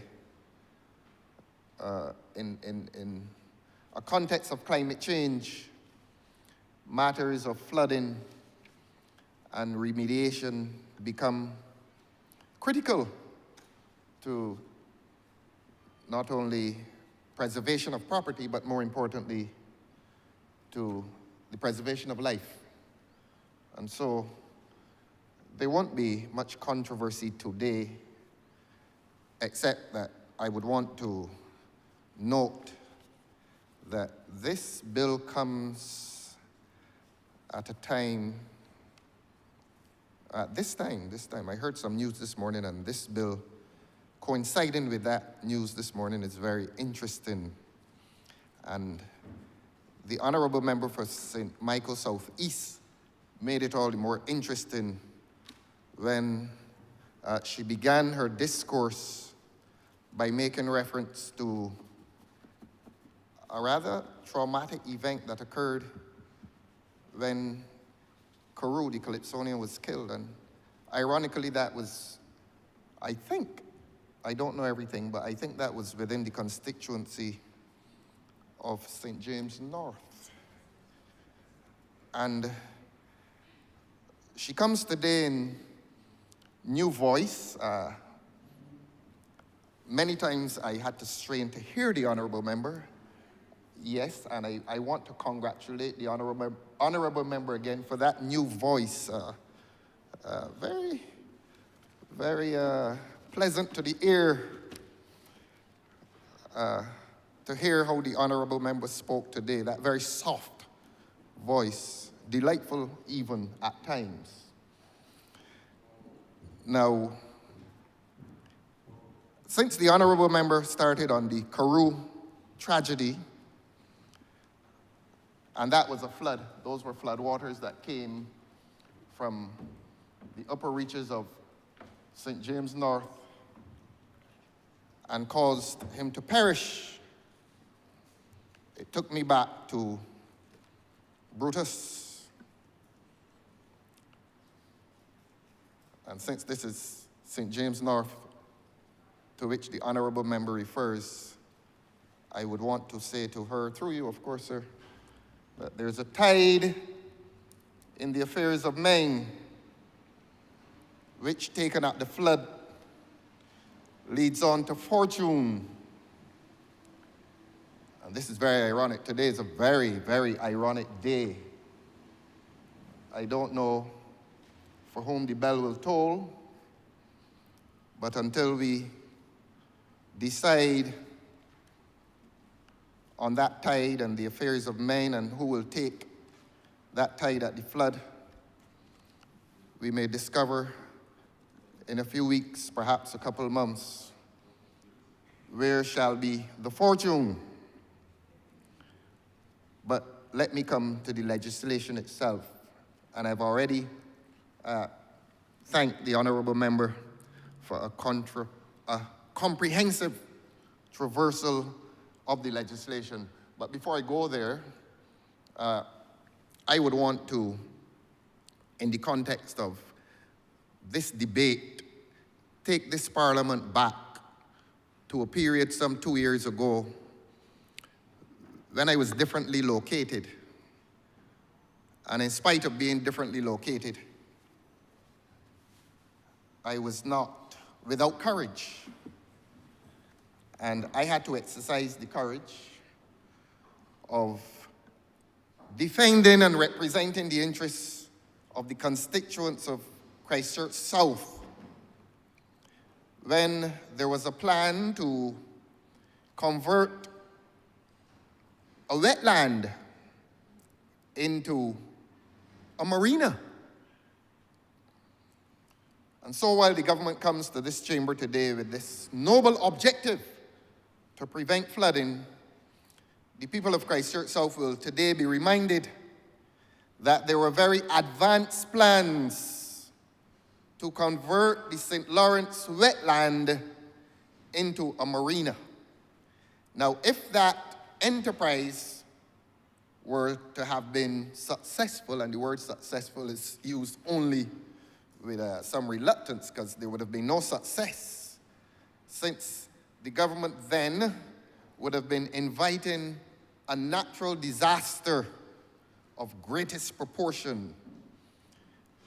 The plan then, and it was advertised on the back page of The Nation, I think a Friday edition, that the waters off the St. Lawrence Bay would have been pushed in to an excavated wetland, a marsh. I drove by last week and I looked at it, and if the traffic were not flowing, I would have stopped and I would have taken a photograph of that wetland, beautiful area, birds and other natural creatures. And if government had promoted or permitted that plan, that area would have encountered much disaster. Indeed, the disaster was deepened when residents of the area woke up one morning and saw their properties advertised for seizure. I use that word, for seizure by the government. And so alarmed were they that they turned to their humble representative. And I gave them assurance that there was no dilemma on my part, that although I was a member of the parliamentary government, I was sent to this parliamentary government, that parliamentary government, by the constituents of Christchurch South. So I had no dilemma. I put their interests first. I was the parliamentary representative for Christchurch South on the government side. And there was no dilemma. I gave them that assurance. And then we hurriedly organized a town hall meeting to resolve the issue. Not to confront government, but to negotiate with the government. To ask the government to explain its behavior. That you were exposing an important part of the constituency of Christchurch South to peril. I will come to what would have to have happened if the plan had gone through. But let us come to what we did immediately. We organized that town hall meeting, and several of the residents, commercial and domestic, came to that meeting. They came in anger, and they came in fear that a government was going to do something that was against the interests of the constituency of Christchurch South, and more particularly, the St. Lawrence area. I repeat, I had a choice between party loyalty and loyalty to those who sent me. And I felt that the best representation was to show loyalty to those who sent me. And so I organized that town hall meeting. Now, it was not without some governmental cooperation, because I summoned to that meeting the Honourable Member for St. James Central, and he agreed to come, and he came. He did not conquer, though. And I also summoned the Honourable Member for St. George South, and he came. And like his honourable colleague, neither did he conquer. But I congratulate them for having come, and I commend them for having survived the wrath of the residents of Christchurch South. Suffice it to say that in the aftermath of that agitation by the constituents of Christchurch South, led by this humble gentleman, even in government, parliamentary government, I think I can say we prevailed.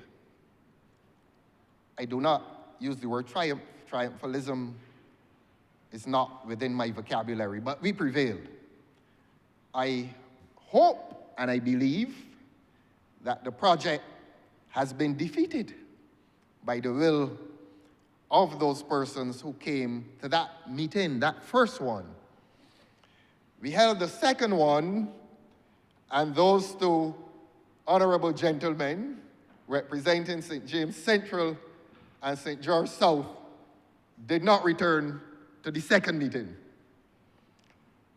But I shan't mislead this chamber, they were not invited. And we did not invite them because at that meeting, we took a vote. And we took a vote among the residents of Christchurch South, and that vote against the project was 50 for, I beg your pardon, 50 against. They were for our resolution to oppose it, but 50 voted against the project and no person voted for the project. Presumably, one wants to believe that government walked away, hanging its head. Heads are normally hung in shame when one has been caught doing naughty things.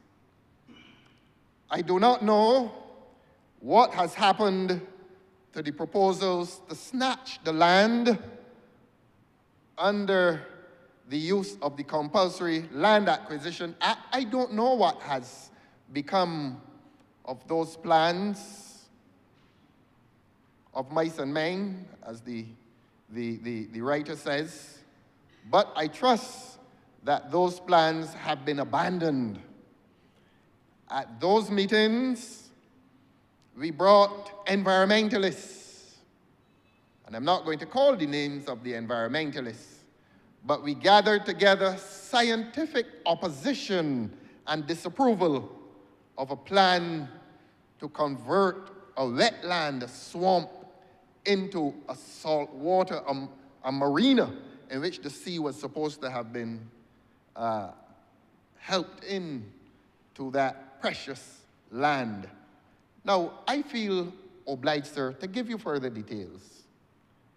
If that project were to have made any sense, if the nonsense were to have made any sense at all, if the nonsense were to have any logic involved in it, in order to pump seawater into that swamp, they would have had to have dug the shelf, the coral shelf, in that bay. That is not your part of the world, sir.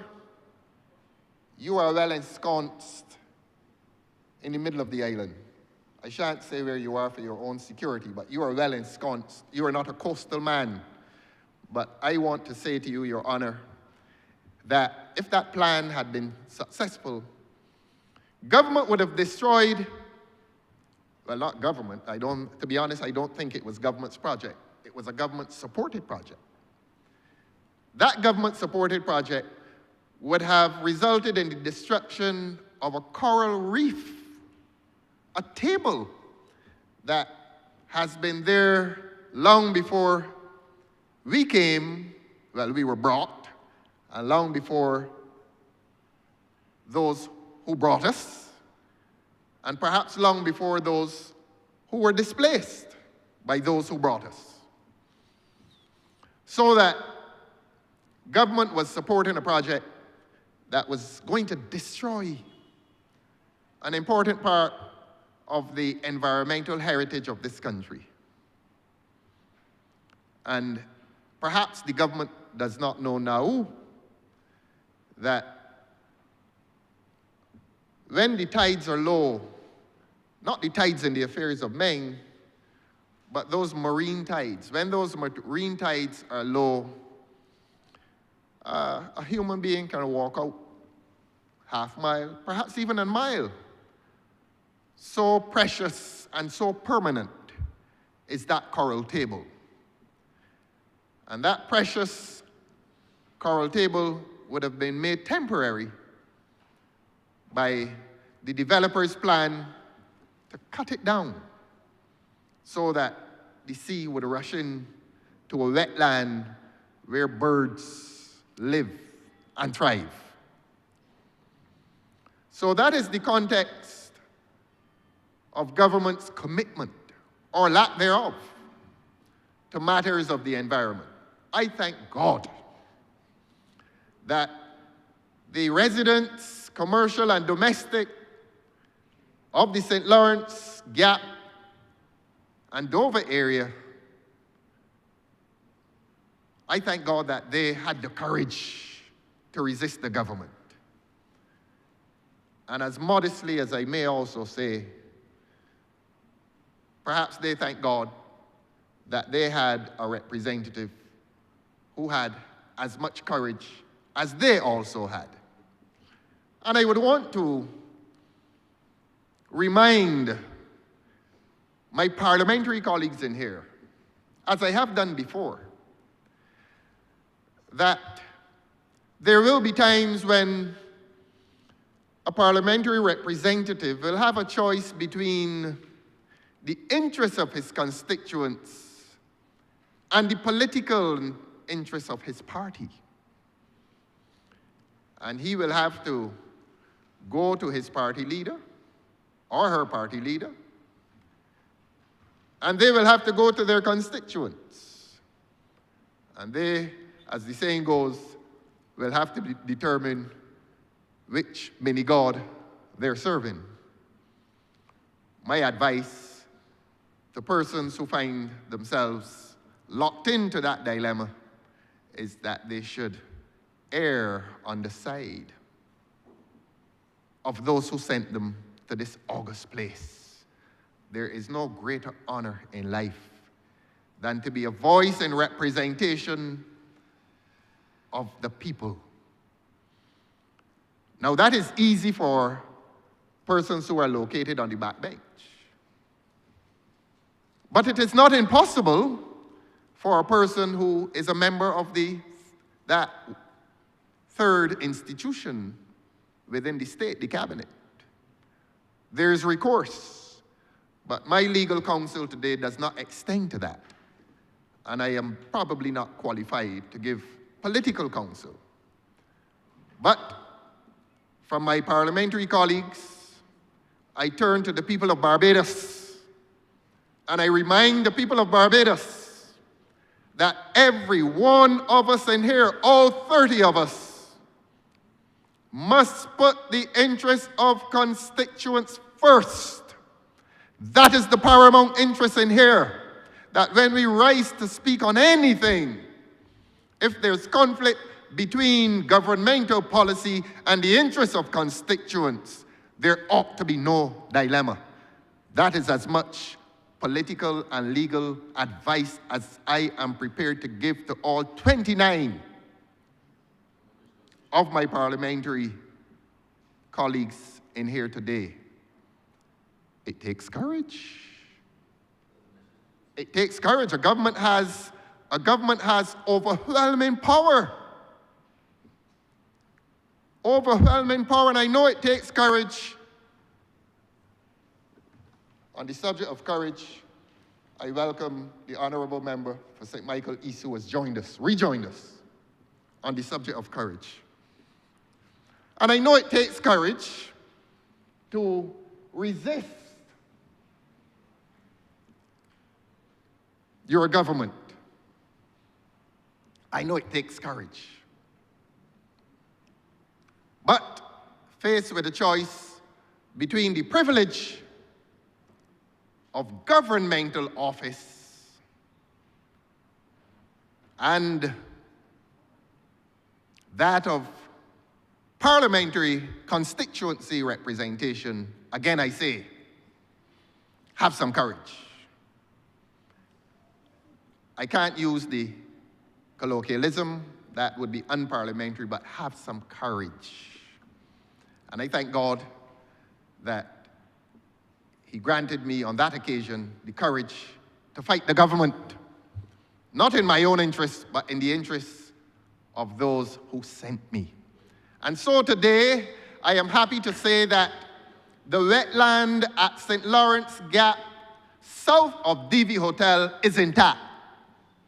And just last week, I was about to take a photograph of that beautiful area. I would just urge the Honourable Member for St. Michael Southeast to send some of the several workmen at her disposal to clean the immediate vicinity of the grass and to convert it or to restore its natural beauty. Coming out of a wet season, it is certainly a verdant location. The trees are so beautiful. The birds sing so lustily. And it is not a location foreign to the Honourable Member for St. Michael Southeast. And so if her journey on mornings is on the highway, which is being repaved for some good or strange reason, I would urge the Honourable Member to travel Highway 7 and to exercise her mandate to the entire country and to clean that area. This is a call on behalf not only of those who sent me, but those who traverse that area from as far as St. Philip and return it to its beauty. But perhaps that is the mandate of the green man. I call him with some endearment, the green man. That is the honorable member for Christchurch West Central, to have that area beautified so that the St. Lawrence heroes who resisted, two parliamentarians, two members of the cabinet, can celebrate their victory against a very powerful government that wanted to destroy the heritage along that south coast. And to resist that tide, that marine tide, and not only the marine tide, but the political tide that would have threatened the very existence of that beautiful area called St. Lawrence. Permit me, therefore, Your Honor, with that short introduction, to come to the legislation itself. Now, the honorable member is correct. The honorable member does anticipate that you don't really resist, you generally don't resist environmental legislation. The honorable member is correct in stating that the predecessor legislation came here without, I think, contest or controversy. And the honorable member now knows my approach so well. I hate to be predictable, but perhaps when one is propitious, one can be predicted. I am not wicked. I don't get into gymnastics in here. If something is of virtue, I support it. And if parts of it are without virtue, as the honorable member anticipates, I will draw it to the government's attention. And that has been my practice around here since I found myself, or since the Lord put me in this chair. That has been my practice. Now, I look curiously at section 17 of the legislation. Let the public hear from me as well. The public would have heard, those who listened to her very soft and delightful tones may have heard the honorable member for St. Michael Southeast state that this legislation is largely about the business of preventing flooding and inundations caused by excessive rains and high tides. That is a part of the long title that I have read. And it goes on, and the prevention and mitigation of injury to persons and damage to property from the effects of movement of water, particularly storm water. I don't think as children we were aware as to how dangerous floodwaters are. We are now in a time in which political floodwaters are going to become very dangerous as well. But let us deal with the floodwaters that come from the rain. And so that the public should be made aware as to the dangers of floodwaters, this legislation comes to this Parliament today. And we meet it with sobriety, we meet it constructively. But I want to look at section 17 of the, clause 17 of the bill. Permit me to read it, sir. The rubric says, duties of land developers. Now, we are in an era in which people get very, what's the word I'm looking for? People get very sensitive and aware when they hear the word developers. Unhappily, the government may have conducted itself in such a manner in which developers are looked upon with suspicion. But the country does not want to look upon developers with suspicion because developers are investors. What is really happening, I will tell the government this, it is not so much that Barbadians are looking upon developers with suspicion, but that Barbadians are looking upon the government with suspicion because the government is displaying a behavior in relation to developers that is not meeting the approval of the people of this country, and the government knows that I'm talking about Gemmett's Lane. But even before we come to Gemmett's Lane, we came to Whole Town. And Whole Town really has been an area mired in political controversy. It is an area in which the public seems to have lost a lot of confidence in the government. The people seem to be suspicious of the government, so that even if the government brings this legislation today, and if this legislation has some merit and virtue, it will be obscured by a public that is no longer seeing virtue and merit in government's behavior. So that I see my role on this place where the Lord sent me as being that of speaking to the public and saying to the public, look, where there is virtue and merit, let us examine it. Or as I normally say, let us scrutinize it and analyze it and criticize it. And there are occasions on which we will not chastise. And I don't think there's any chastisement today, but let us scrutinize, analyze, and criticize in a climate of parliamentary collegiality, in a climate where there can be some parliamentary objectivity upon a subject that is worthy. And this subject is worthy. Clause 17 speaks of duties of land developers. Permit me to read it, sir. Submission of stormwater drainage plan. Section 17, clause 17, subclause 1. A land developer shall prepare for the approval of the chief technical officer and the director of planning and development, where the latter so requests, a stormwater drainage plan for the proposed development area. So that developers, if I understand that correctly, are obliged by this law and probably previous laws to make a submission to town planning as to their treatment, no pun intended, of the issue of flooding. In other words, you come to build something, preserve the interests of this country in ensuring that you are not going to build something that becomes a hazard.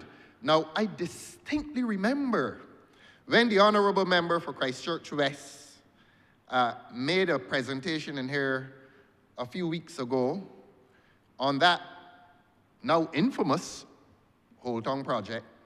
We had a very civilized and sober exchange, and I asked the Honourable Member if he could guarantee to the people of this country, and more particularly the people of St. James, that the question of flooding would be dealt with in those plans to build whatever monstrosity they plan to build down there. I asked in a very gentle manner about the question of flooding. And the Honourable Member, as he is wont to do, he responded with sobriety and said that there had been those safeguards dealt with, certainly in relation to flooding. Now, those with local knowledge would still insist that Whole Town is going to be, perhaps perpetually, a difficult area for development, certainly when it comes to the prevention of flooding. Clause 2, subclause 2 of that bill goes on to say what the developer has to do in his correspondence or his submission to the Director of Planning and Development, who then forwards it to the Chief Technical Officer. I don't know what are the best laid plans of mice and men, nor even developers in relation to that project. But the question will arise as to whether this legislation retroactively, when it is passed, applies to the whole town project. Or whether this legislation is too late for the whole town project. The Honourable Attorney General and his assistant in here will tell the people of Barbados where this legislation, when it is passed by a majority government, the government gets everything passed in here.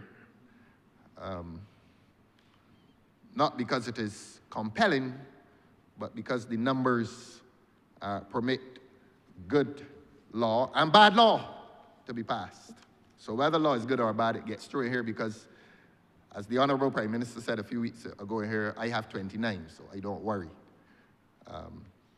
So when the 28, Your Honour, when the 28 gather to say aye to this legislation, before that happens, the learned Attorney General will tell this country whether this legislation will apply retroactively to the infamous Whole Town project, or in the interest of the good administration of things, the Honourable Member for Christchurch West, and I know there will be an intervention from the Honourable Member for Christchurch West, that Honourable Member will want to tell us whether administratively this legislation, and particularly Clause 17, will embrace that infamous Whole Town project. The people are still expressing discontent.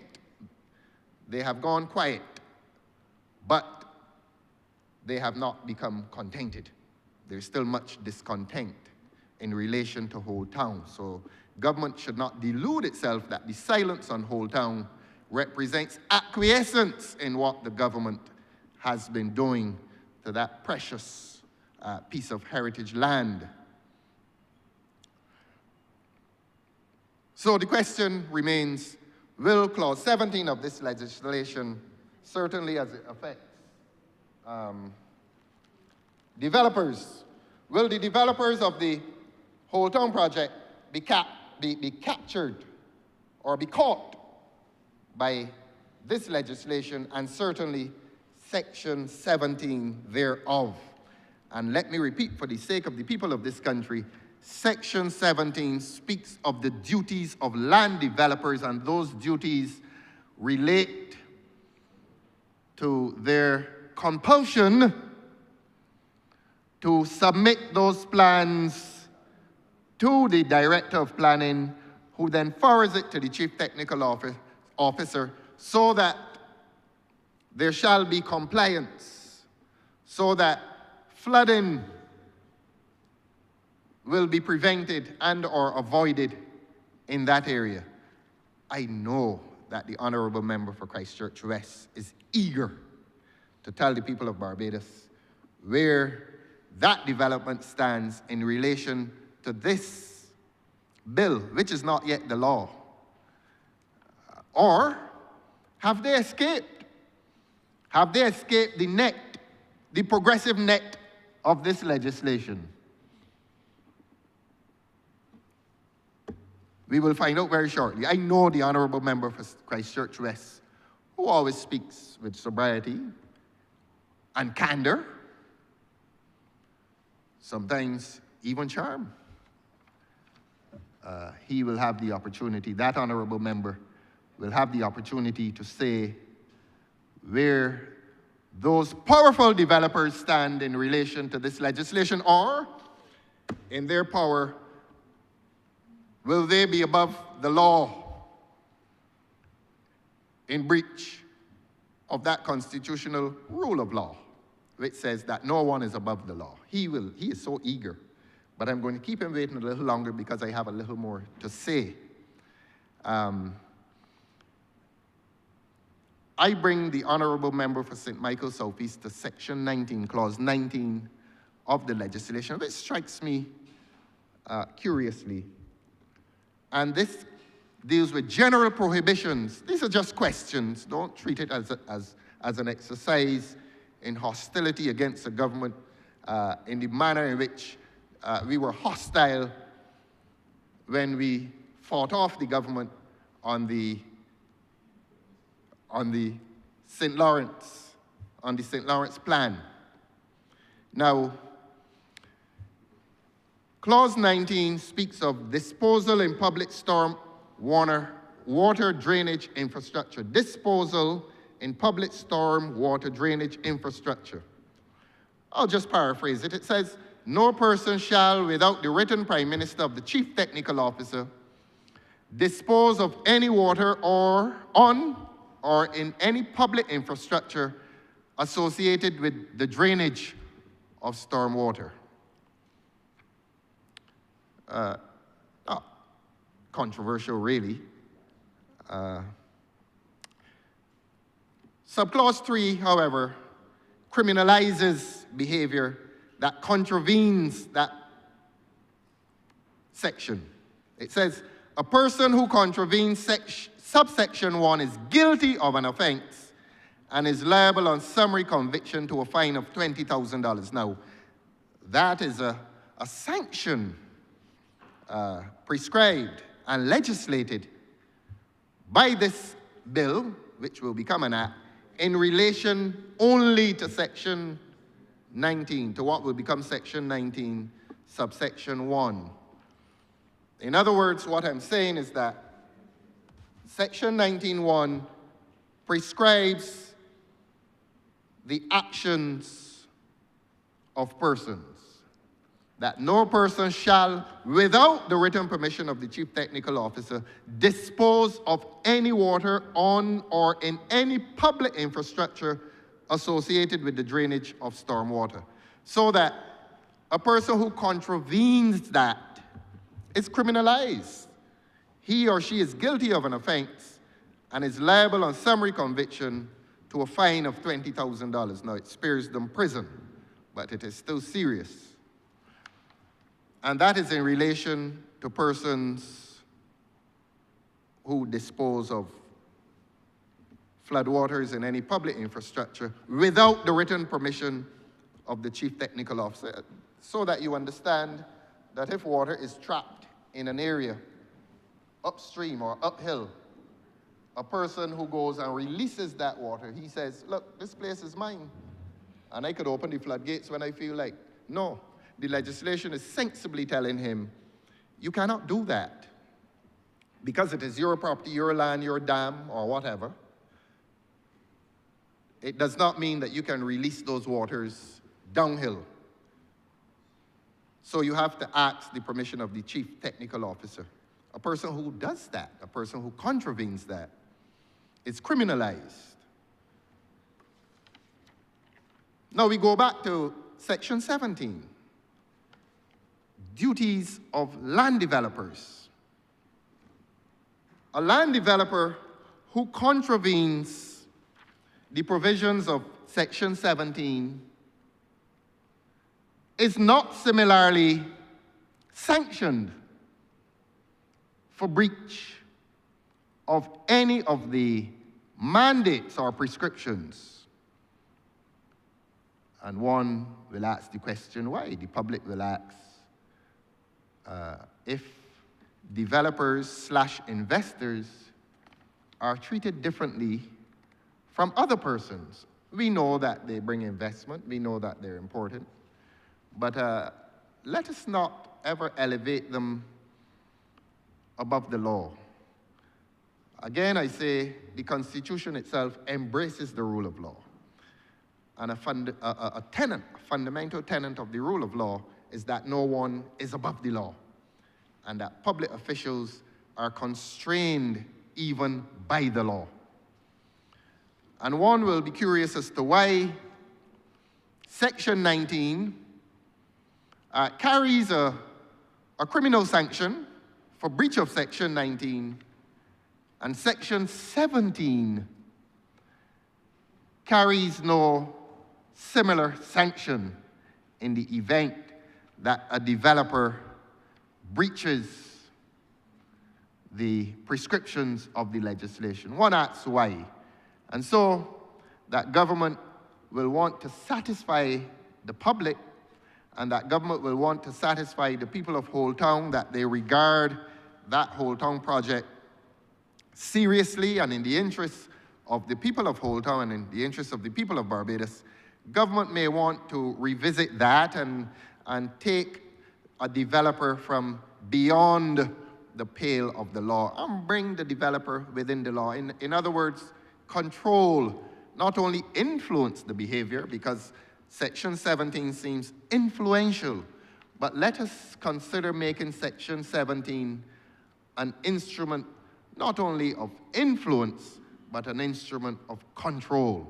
And if government, if this parliament finds itself unwilling to prescribe or impose a sanction, I want to invite the parliament to consider controlling the behavior of developers as well. And this is particularly important in relation to Whole Town. Whole Town is one of the few proposed projects in this country that has attracted the level of protest that it has attracted. I mean, it has gone across the spectrum. It has attracted the opposition, the protests of various political parties, various interest groups, including the environmentalists. All manner of humankind has coalesced around the matter of Whole Town in opposition to Whole Town. And if government wishes to retrieve some of its, well, I'm not here to speak for government's goodwill, but if government is interested in appeasing or assuaging the anger of all those interest groups, government may wish to consider revisiting Clause 17 of this bill to satisfy the public that the government is seriously interested in balancing the rights, interests, and entitlements of all parties there, including the investors, including the developers, including the residents, including Barbadians with an interest in heritage. Now, so that's the point I make in relation to Section 17, which is dissimilarly drafted from Section 19. I repeat, Section 19 imposes a criminal sanction against persons who release water, obviously downhill, and it does not impose similar sanctions in relation to that precious portion of humanity called developers. So bring them also within the law. The point is made even further. I look at Section 25 of the legislation, and I felt that Section 25 would have been an all-embracing section which sanctioned or even criminalized behavior that was unwanted. And so I felt that Section 25, often in legislation, a section would prescribe or stipulate for its own penalty. But then you come to the end of the legislation and there's a general penalty section, a general sanction. And I came to 25 and I thought that the legislation at Section 25 rescued the interests of the public insofar as it may have been seeking to control the behavior of the developers. And you're a lawyer, Your Honor, and a good one, and I will read Section 25(1) for your benefit and the benefit of the public. I quote, "Notwithstanding any other provision of this Act where a person contravenes a provision of this act, and when we hear those words, we figure, oh, good. This section is now embracing all areas of infraction, but it is not. Permit me to read it again, sir. Notwithstanding any other provision of this act, where a person contravenes a provision of this act, these are the operative words, the contravention of which constitutes an offense. Those are the operative words. In other words, this penalty provision does not apply to all the provisions of contravention. This applies only where the contravention constitutes an offense. So if I take you back, Your Honor, to Section 17, again, Section 17 in relation to developers does not express itself as a contravention which constitutes an offense. So again, the developer escapes. What I thought was promising language, what I thought was going to be a contravention section or a section which provide a sanction or a criminal penalty in relation to developers, we've lost the battle again. And that is Section 25. So if the government is accused of giving preferential treatment to developers whom we love, whose presence we love, because they invest in a country, they bring foreign exchange into a country. In an ideal situation, they're supposed to provide employment, and to use government's favorite word, sustainable employment. Certainly if it's a hotel, you have employment for as long as the hotel survives. But you do not wish as a government to convey to the public that a developer is above the law. And so that is my concern in relation to legislation which I agree is really needed for this country. Floodwaters are dangerous and becoming even more dangerous as we build on this landscape, as we plant, as the Honourable Minister, as the Honourable Member for St. George South continues to destroy agricultural lands in this country with concrete. That has drainage implications. And everybody knows, and you can see what is happening in Barbados.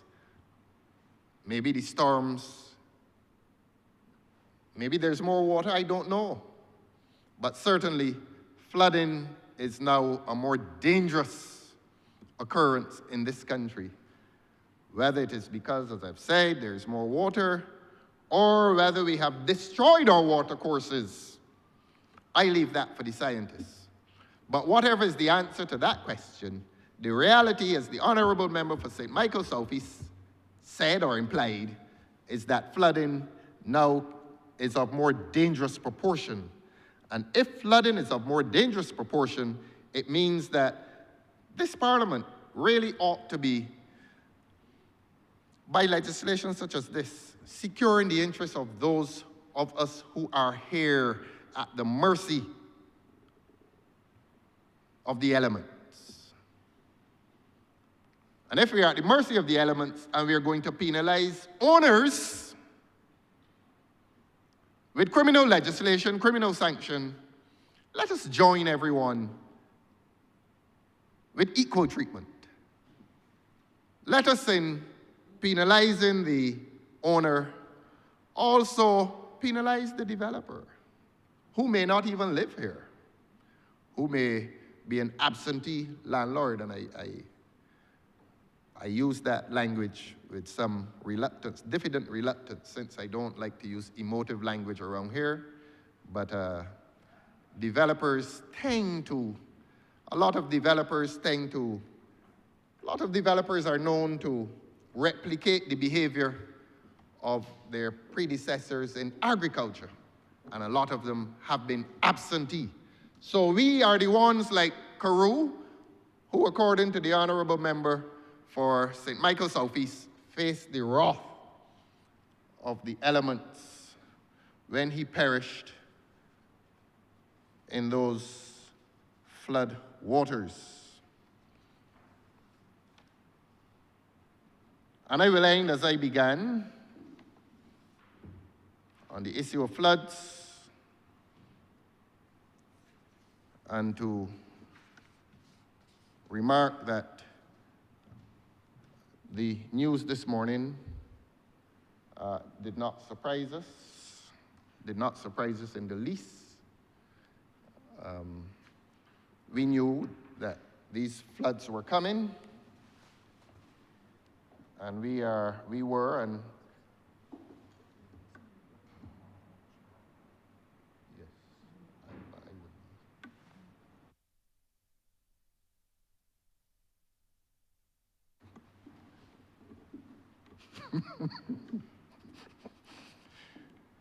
yes, yes, so that I will let them eat. And merely to remark that as I began, there's a tide in the affairs of men which, taken at the flood, we were talking about floods here, leads on to fortune. And to remind this government that omitted all the voyage of their life is bound in shallows and in miseries, for whom the bell tolls. That is another question that may be asked. For whom does the bell toll? But on the subject of floods, let this government understand that this opposition and this opposition party, for which I so proudly speak, certainly in relation to floods, we are floods, sir, that there's no surprise. This legislation on floods does not surprise us. The news of another flood does not, in St. James North of all places, does not surprise us, and we will take that tide in the affairs of Maine, not for our political fortune, but to safeguard the fortune of the people of this country. Because there's a time coming when the people of this country need to be spared. There's a time coming when the people of this country need to be spared from the flood of repressive and oppressive government. Your Honor, you will probably warn me not to digress. And so that you do not warn me to digress, I will close on that and just quote James Baldwin. Well, I'd better leave James Baldwin alone for the time being. But there is larger support for uncontroversial legislation, except that I invite the government to pay some attention to the intricacies of this legislation, which dispense unequal treatment as between those who live, work, and invest in this country. Your Honor, I'm obliged to you. Thank you, sir. Best. Mr. Speaker, I'd like to move that this honorable chamber be now suspended until 2:45 p.m. Question is that this honorable chamber be suspended until 2:45 p.m. All those who are members in favor, please say aye. Those against, please say no. We think the ayes have it. This honorable chamber stands suspended until 2:45 p.m.